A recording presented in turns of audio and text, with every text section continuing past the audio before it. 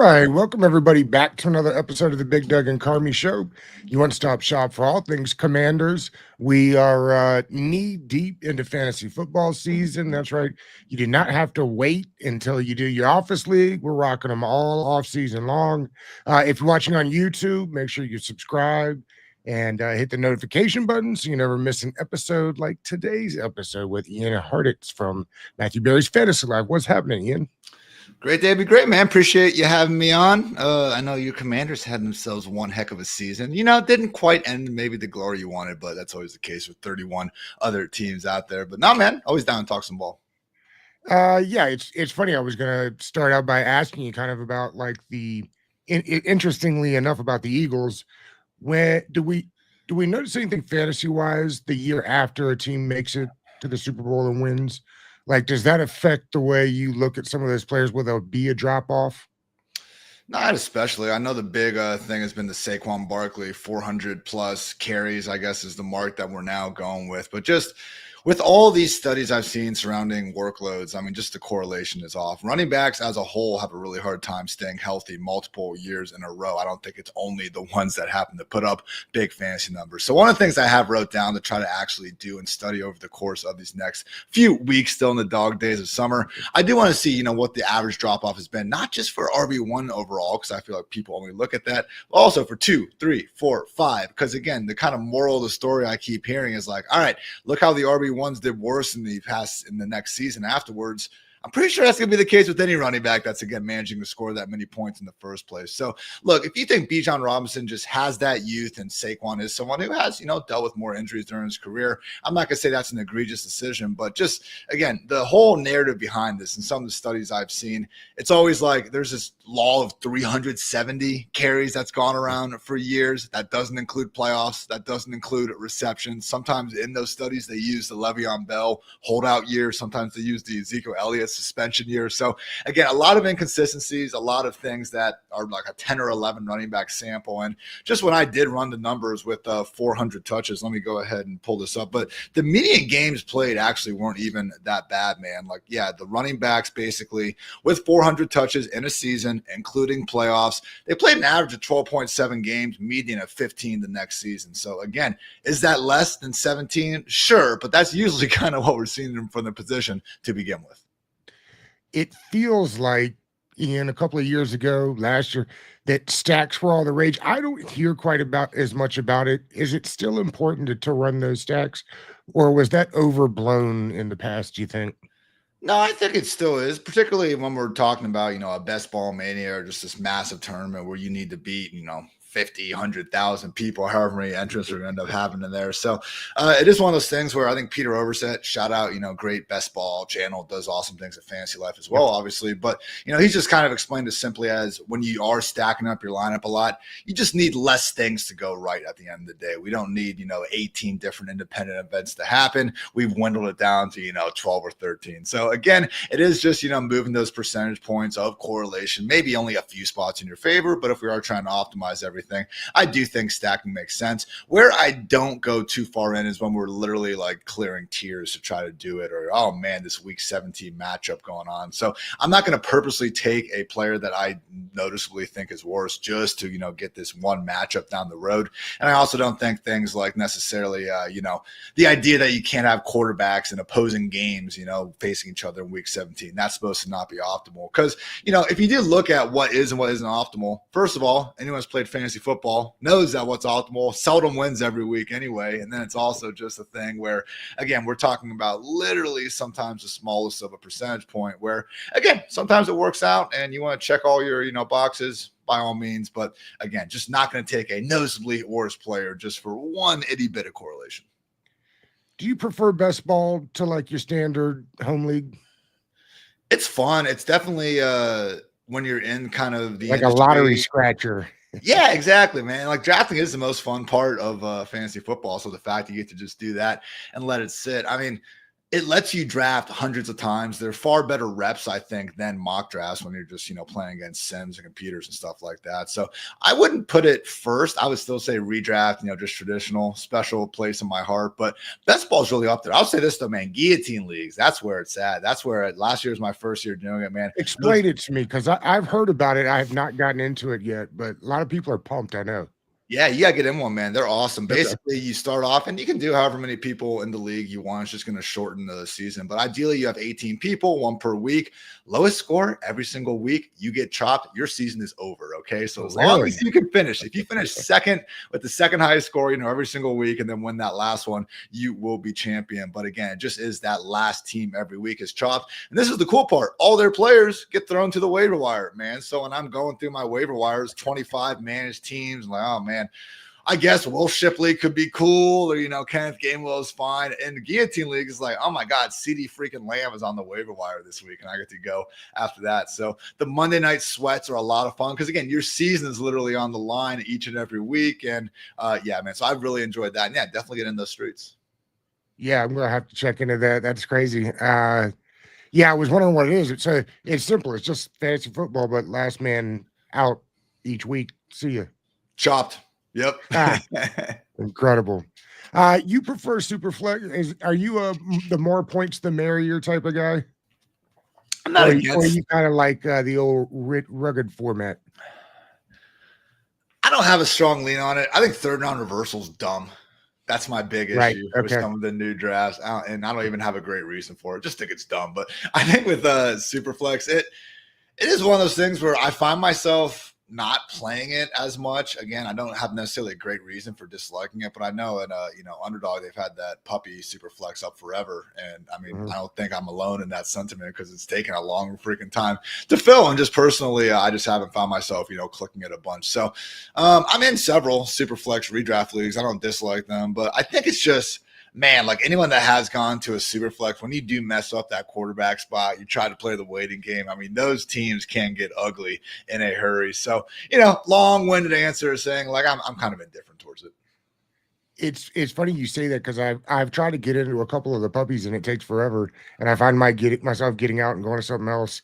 I don't know if that's because of the super flex or not, but that's interesting. George and I, he couldn't be here today, but George and I both have the number one spot in Scott Fishbowl. Nice. What do we do with it this year?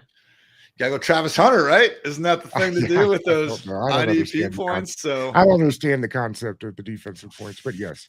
I haven't gotten a chance to check it out yet, but I know for over at Fantasy Life, we just imported the Scott Fishbowl scoring settings into our projections. So I know I'm going to need to check that out because in past years, I haven't really taken the time to necessarily do that. And then I've had some rosters where I look at it and, I'm just used to regular rules. I'm like, oh yeah, this team's sick. And then, week 5 comes and you're sitting there 1-4. So I haven't had my best showing so far in SFP. So maybe I'm not the best person to ask, but I would think just based on, some of these rules Scott's put together, it does seem like it is, basically skewed to help guys like Travis Hunter. So I'd be interested to see if the return stuff still gets going. I mean, that made Rashid Shaheed such a great pick last year. Marvin Mims, another guy you can expect with that. So yeah, man, the return, it does add like a different element to what you really are trying to draft, which, hey, for those of us that are in just 20, 30 leagues and they're all, pretty much the same. It's a refreshing, different breath of air coming from Scott Fishbowl.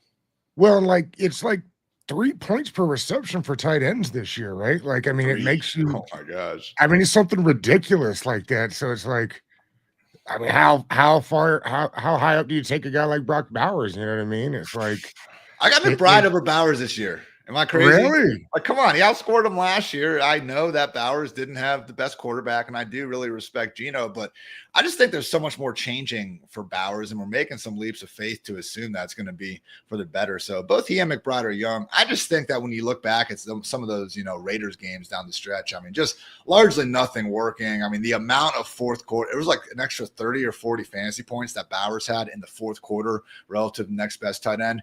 Maybe that just means he's the clutchest player on the planet, but I don't know, man. We watched some of those Raiders games. There were a lot of, again, garbage time stuff thrown in there. So Michael Mayer's getting talked about a lot. And honestly, man, like we did see Bowers' role just be a little bit reduced early on before Mayer had to take some time off. So look, I mean, I'm talking about the number one versus number two player at the position, but it is curious to me that Bowers has gotten such the benefit of the doubt ahead of McBride and ahead of George Kittle. I think all three of them are kind of in a tier. And accordingly, man, I've just drafted more Kittle and McBride so far.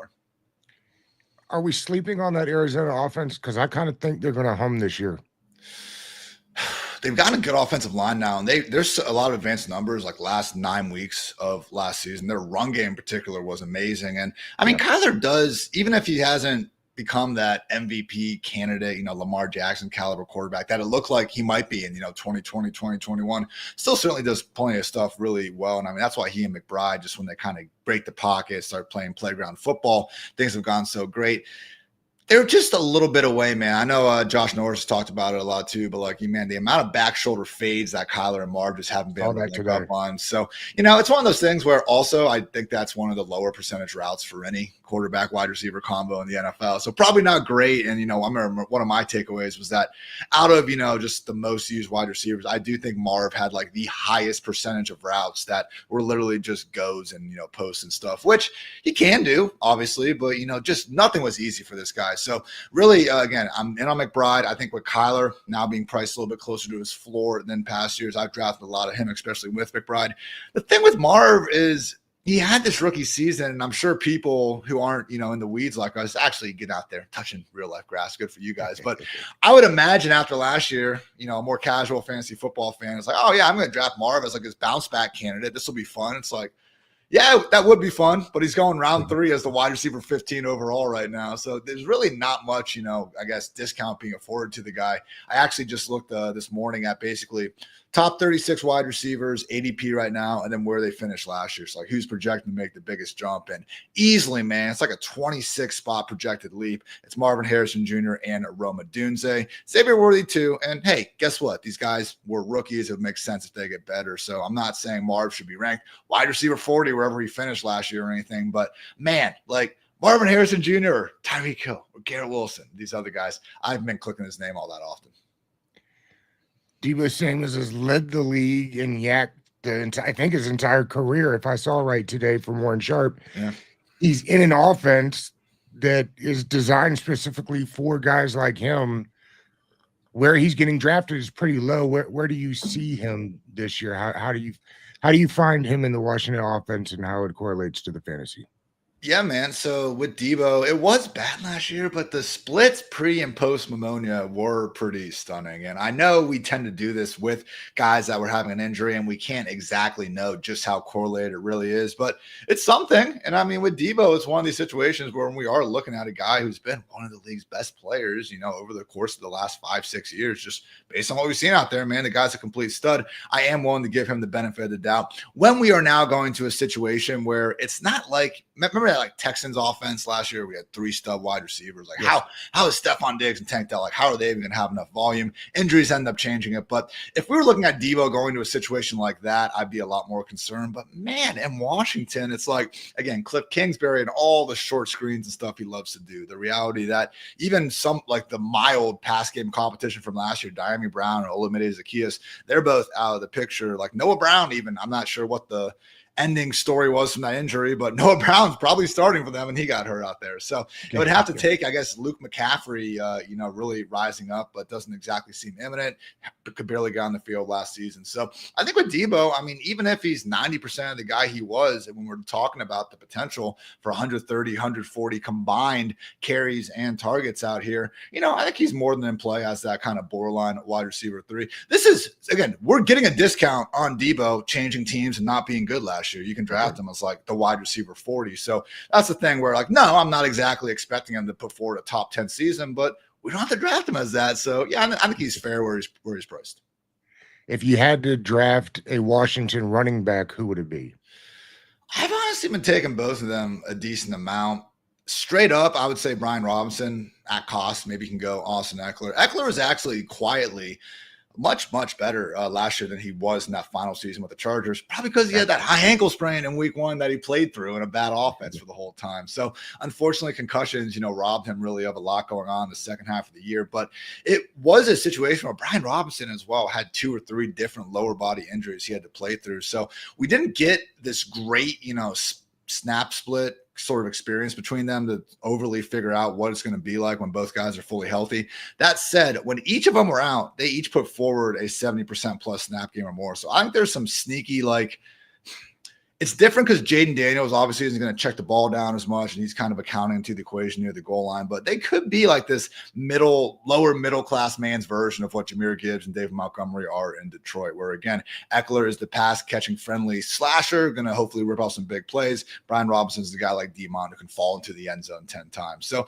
again, not saying they're both going to finish top 12 like we've seen the Lions guys do and everything, but it is a situation where Robinson going behind some of these like rookies, Caleb Johnson and RJ Harvey of the world. I do have Brian Robinson ranked, I think, RB 27, which is higher than most. And yeah, Eckler is one of these rare guys where he's going next to just the pure handcuffs, the Ray Davises, Tyler Algiers of the world. And if James Cook and Bijan get hurt, those guys are going to ball out. But Eckler, sneaky, man. If something happened to Brian Robinson, I could see him giving us top 15-ish weekly production, which is great. And he actually has a chance for more flex standalone value. So to answer the question, I actually like them both quite a lot. Yes, I'll take that. We'll take that here. It's interesting to me, when you look at like Dak Prescott and what they've got going on there, when Dak plays, they put up a lot of points and he scores a lot of numbers. It feels like he's really cheap this year. And you add in George Pickens, I mean, frankly, I think Pickens is too low on the list as well. Like, what do you see for that offense, fantasy-wise? I mean, they should be rolling this year, right?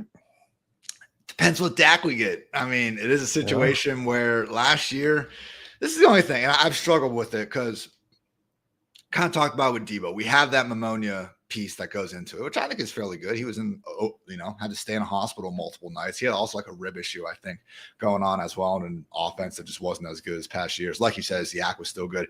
Dak, he was the QB 22 in fantasy points per game last season. All right. I like George Pickens. I think he's a good talent. The dude, probably won every single game of 500 growing up, like contested catch maestro out here. But man, that offensive line lost Hall of Fame guard Zach Martin.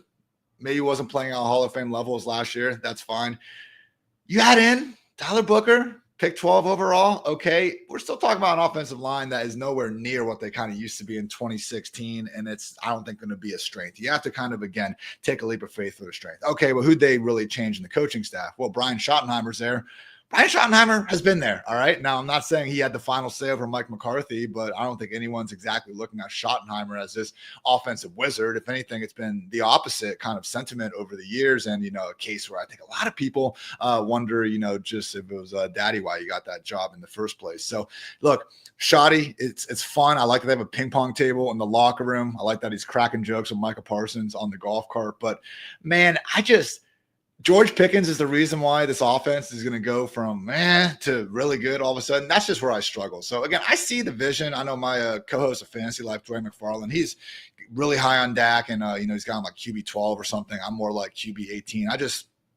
This version of Dak post that horrific ankle break, he hasn't been running nearly as much, which makes sense. And now he's coming back from injury where his freaking hamstring was torn off the bone. I just don't think we're getting nearly as mobile of Dak. Will they throw the ball a ton? Potentially, but I mean, that was the plan last year as well, and we saw what happened. So for the Cowboys and the Dolphins, again, it's just really tough for me to look past the really bad last season. I want to say, the guys have down years, it happens, but really, really tough to explain away the first 7-8 games before Dak was injured for the year, other than just being like, oh yeah, rough 2-month stretch, man. It's tough. Yeah. It is. I'm thinking about the Chargers and how you kind of sort through some of all the additions they've made. And I'm curious your thoughts on Herbert. To me, he's highly underrated. I mean, this is a guy that's going to get you rushing yards in that offense. I think they're going to let him throw a bit more than he did last year. And they've added some real weapons. And I think Ladd McConkey might be one of the more underrated guys in the league. Maybe not after last year, but I still think he's got some room to, some more respect to be had. Yeah, man. I think Herbert, I asked a question on my Twitter last night. I was like, if you're starting an NFL franchise, you want Justin Herbert or Jalen Hurts, and it's 76% Herbert right now with 12,000 plus votes. So it's just one of these things where, again, Well, Howie Roseman's taking Herbert also, right? Yeah, I think everyone would, but I was just curious to see kind of what people actually would get to with that. So, because Hurts has been facing some slander, I'm not trying to slander Hurts. Probably didn't help throwing him in that conversation. But again, I think if you just had to be objective about it, my point is you're not going to need.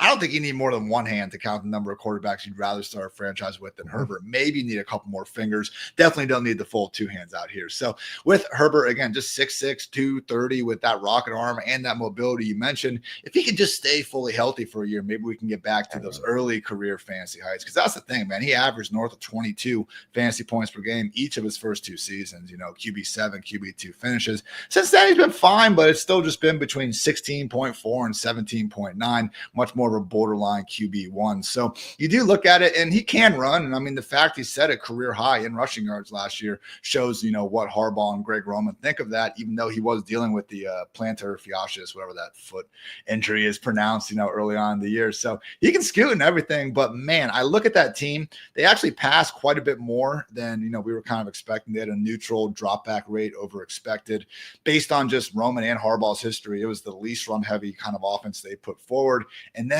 they bring in Najee Harris. They bring in Omarion Hampton. Just these two giant, bulldozer running backs. I'm sure Hampton will lead the way, obviously. But, I just don't see Herbert having a chance to really throw the ball more than 25, 30 times per game some of these weeks, despite how good he and, Lab McConkey are. So, going to have to get there with a lot of efficiency. He does have the rushing. I do think someone like Herbert, who's being priced as, kind of QB 15, QB 16 range. I mean, him, Jordan Love, Dak Prescott, Trevor Lawrence, CJ Stroud, JJ McCarthy. All these guys are going in this range. And again, you can kind of talk yourself into a bull case for each that I don't even think is going to be too wild. It's a good reason why I think if you do get past the first 4 or 5 rounds, the Jalen Hurts, Jaden Daniels tier is gone. I'm probably not going to be taking the Baker Mayfields and Bo Nixes that much because I think the guys going 5 rounds later really aren't that too far off. But just, again, going to be more so a run-heavy offense. I think Ladd being the focal point receiver, as we saw last year, he'll be fine. But Herbert and then the rest of the complementary pass game options, at least, I'm not, expecting too big of fireworks this year. How do you sort out that running back room? I think it's going to be Hampton as the lead dog. I mean, would you touch either one? Is it going to be a 50-50 split out there? Is it going to be enough that it's worth taking Hampton where he's going? And where is he going in, like, it's like 20s? 15. Yeah. That's what I'm saying. So I haven't been buying so much at that price. I fully get RB2 and Dynasty. I just took him in one of my drafts. So I think I took him 103, I think. I had like a really weak running back room, just needed something. I was like, okay, I'm in Hampton. So I think he'll have himself a nice 5-6 year stretch here. And that's kind of all you can ask for in Dynasty land from a running back anyway. But Najee, I know it's only $5 or $6 million deal, but people have this opinion of him just being one of the worst running backs in the league. And I just don't quite see that, man. Like, shout out Jalen Warren. He's a dog, and it's cool that he put the better efficiency numbers up. But, defenses are playing Najee and Warren a bit differently. Dude's cleared 1,000 yards each of the past 4 years. Prospect Najee coming out of Bama, is a completely different beast out there. Best abilities, availability, has never missed a game. So I just think that he's enough of a nuisance and a potential thorn in the side where we could see them rotate touches. And this wouldn't be the first time that Greg Roman has actually done this. I mean, you go back and, again, first round pick matters more than J.K. Dobbins, who was, I think, pick 55, kind of going in the middle of round 2. But J.K. Dobbins as a rookie was averaging 6 yards per carry out there. And we still saw Gus Edwards lead the way in total carries. We still saw Mark Ingram, getting triple digit carries. So I do think it's going to be split fairly evenly. I probably go 60-40 Hampton. Who's going to be the guy handling more down the stretch? Yeah, okay, probably Hampton. But it's a situation I think will be somewhat similar to Travion Henderson and Ramondre Stevenson in New England, where the cool thing is, even if when Najee and when Stevenson are healthy, like, okay, it might prevent the rookies from truly taking off. But honestly, both ways, it's like, we always talk about in Detroit, it's like, well, Jahmyr Gibbs, okay, God forbid something happens to Montgomery. Gibbs has this sky-high RB1 overall upside. Yes, that's true.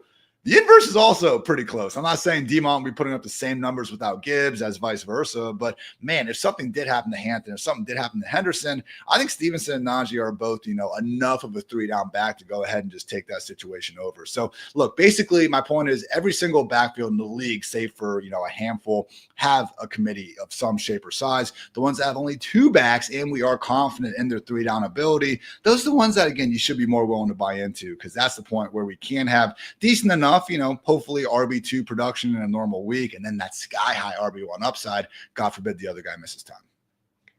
Does the change of coordinator in Detroit worry you at all? Yeah, not great. I mean, it's one of these funny things where we're like, Ben Johnson, Liam Cohen, such great minds. Look at all the awesome things they're going to do for the Bears and for the Buccaneers. And I agree. It's great signings. Looking forward to it.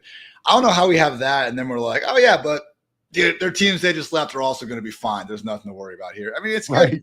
Tampa Bay promoted from within, and then even the Lions' new coordinator, I know coming from Denver, but he was even saying, like, I'm not going to change much. Why would I? The thing's going great. But, man, like, if we are going to be giving these dudes all that credit, then I think we should expect some level of an efficiency drop-off. So I do tend to think the way we kind of talk about coordinators and play callers in general, it's pretty reactive to me. I think rarely do we have people, like, just completely nailing like a play caller rankings, when the season starts. It's more like, okay, 4 weeks in, let's look at the top 5 scoring offenses and then pick any NFL play, man. You can just start hyping it up. Even like someone like Shane Waldron, who I understand, bad and a joke, whatever. But like you go back in certain parts of last season, I think they're playing the Rams or Jaguars before that bye. Like they hit the Shanahan, kind of like pump fake left, pump fake right. There goes Cole Kmet right down the seam. That was a sexy play call, but it was Shane Waldron. So whatever. But again, right. we can pick whatever. I mean, Liam Cohen did some good things, Oh, nice. He had a above average shift motion rate. He likes play action. He uses that too.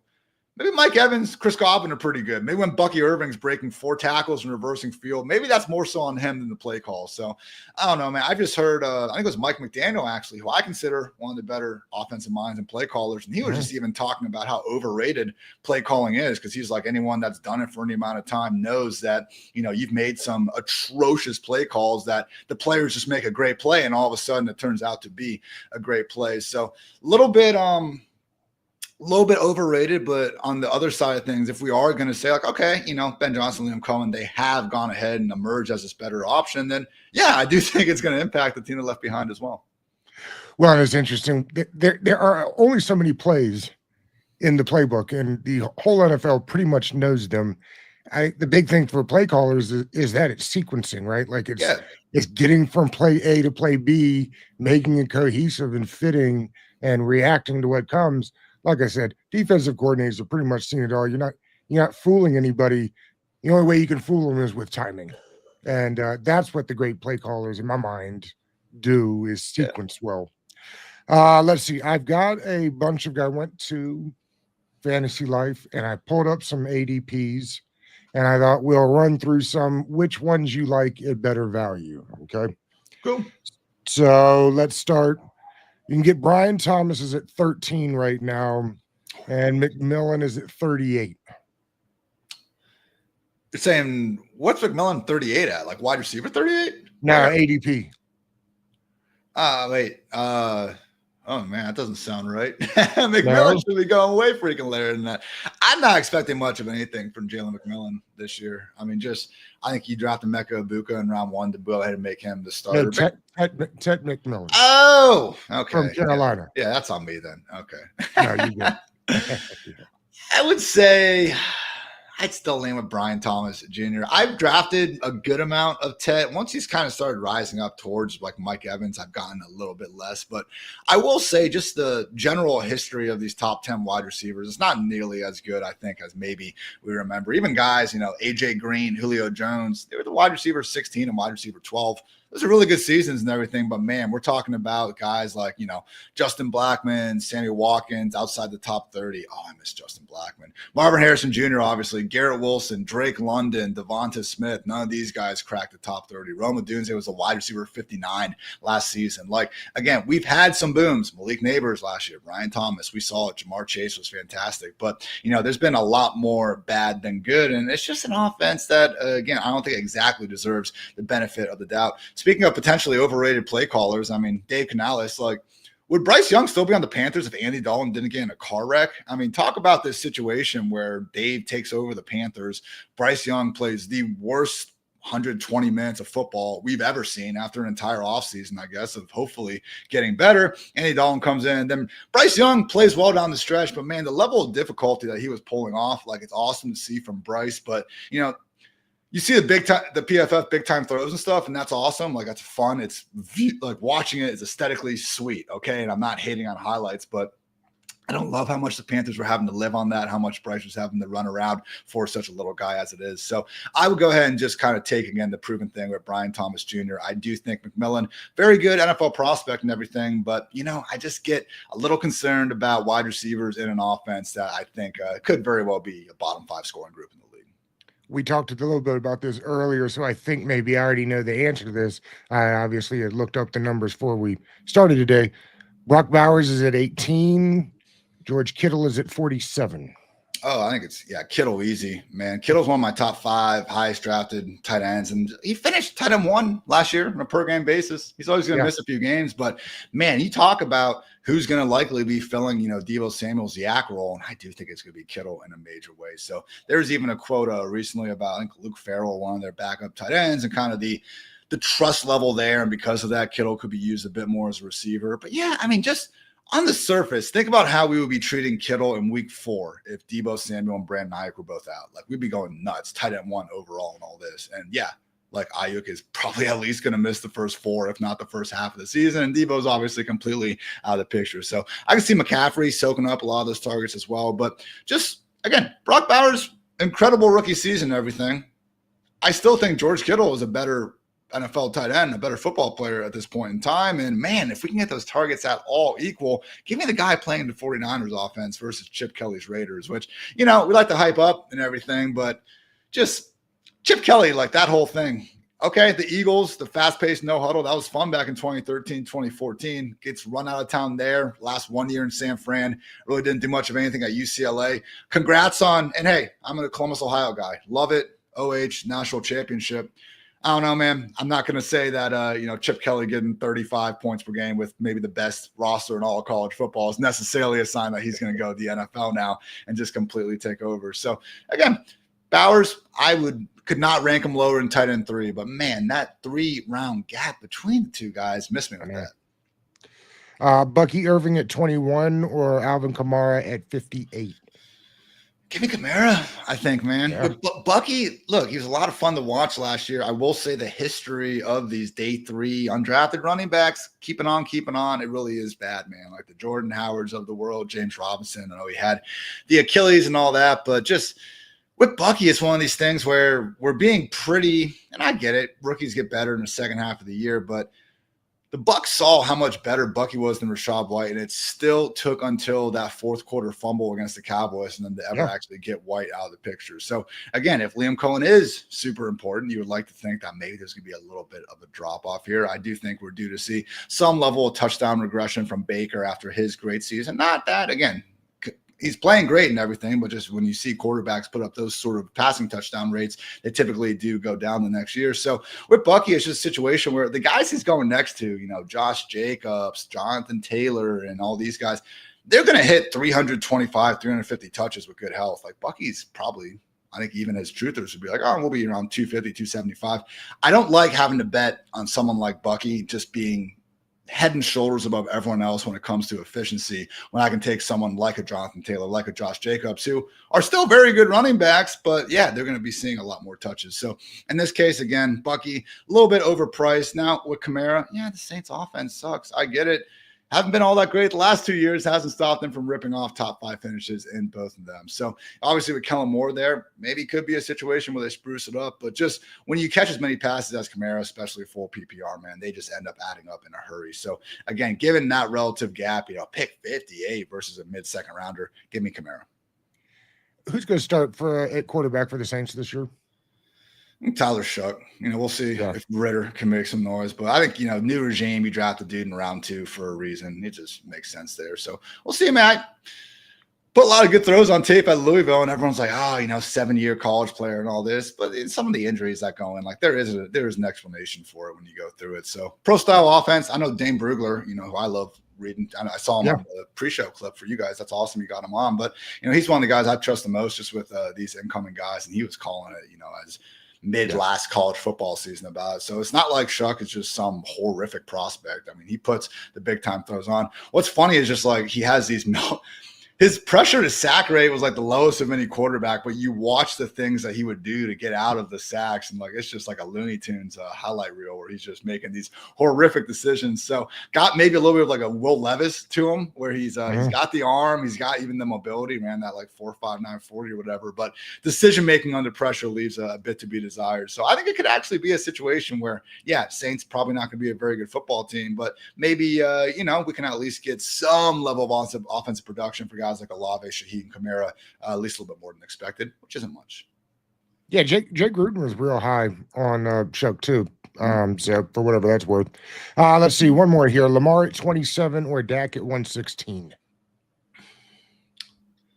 I think I'd still lean Lamar. Again, I understand the idea of going late round QB this year, and that value for Dak is pretty nice. But just with Lamar, with Josh, with Jaden and Hurts, we just don't see these high-end early round fantasy quarterbacks really bust. I mean, I went back and looked at just last 5 years, all the quarterbacks have gone top 50 overall, and the only 3 that didn't finish top 12. I mean, it was Stroud last year, it was Burrow the year before when he had the calf issue, and then it was Herbert the year before that when he was playing with the rib stuff, so he wasn't running as much. So again, when you just have that multifaceted production, Lamar's probably not going to throw for 4,000 yards and 40 touchdowns again, more so because that defense is going to be a lot better. Some of the signings they've made this offseason and in the draft, man, looking scary once again. So I don't think they're going to have these, 35, 34 shootouts the same way they did this last season. But just, again, everything he can do on the ground. And now we've seen, a couple years with Todd Monken, the upside through the air. Just the potential to have that 27-point fantasy season. I don't think that's still in Dak's wheelhouse. Dak at this point needs to be more of having that, Jared Goff, Matthew Stafford as boom year, because we're just not getting as much on the ground. So last point, Lamar responsible for 2 of the top 6 fantasy seasons ever in terms of fantasy points per game, man. Just a situation where if you get the right year, there's a good chance you're just winning your league. I believe you did a project last year that we talked about, and it has to do with making sure that you win games at the end of the season by protecting those matchups. And I'm just curious, how you work the end of a fantasy football season, because you can win all the games you want in the beginning, right? But if you're not scoring points at the end, am I wrong? Was that not you? I do some strength of schedule stuff throughout the season. That might have been it, where it's just kind of looking ahead at the next 4 or 5 weeks. So again, if you are doing best ball, I do think there's something to trying to correlate your playoff matchups at the end, because then it just becomes this, daily fantasy DFS, game stack situation where you're just trying to optimize each and every weekend there. But I think trying to look too far ahead and, right now, June, that's probably going to be tough because, again, defense is we don't know that much about what's going on at this point. But I do think once you get to especially week 9, week 10, I mean, I remember last year, the Buccaneers defense was a group where you just looked at one point and it was oh my God, we got 6 or 7 straight games against bad QBs or, just horrific teams to begin with. So it's trying to find those streaks, just the consistent home matchups against these teams, basically quitting on the season at that point. Maybe to pick up the running back or just get the handcuffs. So I do think, there's something to at that point, week 9, week 10, getting ahead of, the waiver wire guys. Because most people are really only looking 1 week ahead. You see how you have your buys and you worry with those. The more you can just, again, take a slightly longer term view, you have those extra bench spots to, do yourself a favor. And, every little bit's going to help. You asked about Justin Herbert earlier. I'm curious if I asked you the same question about Jaden Daniels. How many quarterbacks would you start a franchise with over Jaden? Lamar, Josh, Mahomes, is that freaking it at this point? Him and Herbert might be a coin flip. So I will just say with Jaden, I mean, so impressive watching the way he was able to be that playmaker at the NFL level, because it's almost similar to CJ Stroud. Obviously, Daniels is a different caliber athlete and everything, but Stroud at Ohio State, didn't have to go off script very often because, good play caller. He's throwing a bunch of first round wide receivers. But, that game against Georgia was so incredible by him, but it was also one of the only times that we saw him consistently be able to break the pocket and make plays as not only a scrambler, but also just, on the run as well. And it was like Michael Penix versus Texas as well as a situation where just like if you only watch 60 minutes of like with this quarterback prospect, you'd be like, oh my God, this guy's incredible. So I'm not obviously Jaden Daniels won the Heisman. He had a great career at LSU, but some of the stuff where, yeah, he'd get the snap. If Neighbors or BTJ are open, which they were a lot of the time, he's throwing a strike and everything. And then, okay, if he takes off, was it in Florida or whoever, like, yeah, he can take the ball 60 yards to the house, at moment's notice. It was like between that, he had one of the lowest rates in all of college football where like once he was pressured, like an actual pass would get off because he took a lot of sacks or he would just scramble. So I remember that, I think it was the Browns game, like week 3 or week 4 for Washington, where like, first drive, he just kind of evades whoever and then hits Terry 65 yards downfield on kind of the broken play. And it was like, whoa, because if Daniels can do that, man, because again, some of the stuff, you can't throw over in the middle. I don't know. I saw plenty of examples of that at LSU. It maybe just wasn't a huge part of their offense. So for me, it was that the ability to be a playmaker and then still keep his eyes downfield and pass, like, the fact he figured that out as quickly as he did, maybe the VR stuff, I know that's always a really cool story when he kind of gets into that. Maybe that has something to do with it. But man, like, what can't this guy do at a certain point? And the pressure that puts on defenses, man, defend every single blade of grass on that football field. I mean, you saw again just how quickly it made Washington just such an incredible team where I looked at it today. I mean, they were 4th in the EPA per dropback, and they were 4th in the EPA per rush last season. I would have thought in a best case scenario, you get some splash plays to Terry, and then, yeah, you go ahead and get, a great run game as well, fueled by the dual threat quarterback. We see that a lot across the league. But for as polished with a wide receiver room that really only have one guy who's putting any sort of fear into defenses, man, just incredible. So, yeah, if you wanted to put, again, it'd be, Lamar, Josh, Mahomes. If you want to put Jaden 4th, I would not disagree. It's for a team that hadn't had a quarterback in 2 decades. It's been unbelievable to watch the kid improve. And when you watch what they've done with him in the offseason, like his quarterback coach out in California, they basically sent him all the verbiage so that they're not having to teach him something out there and then redo it here. Like everybody's using the same language. Nice. They've really done a lot of good things in Washington. It's been amazing. Ian, man, these are always great, man. I appreciate you coming on. What does your schedule look like these days? Team preview season, I just did my 31st today, so I got to do the Raiders tomorrow, really closing on a high note. Maybe I'll feel differently about Brock Bowers, but team previews over at fantasylife.com, and now I'm also recording, sessions with Dwayne McFarland. We're going through it. So been busy here the last couple of weeks. So I'm going to Myrtle Beach here with the wife and my sweet mother over the weekend, so hopefully get some sunshine there, soaking some rays, and even out this farmer's tan I got from mostly just being on the golf course. So life is still good. Always, nice just getting to wake up and talk ball or write about whatever anyway. So I am not complaining. But no, man, I'm keeping busy for sure. Oh, I appreciate you, buddy. Thank you for coming on today. Always fun, man.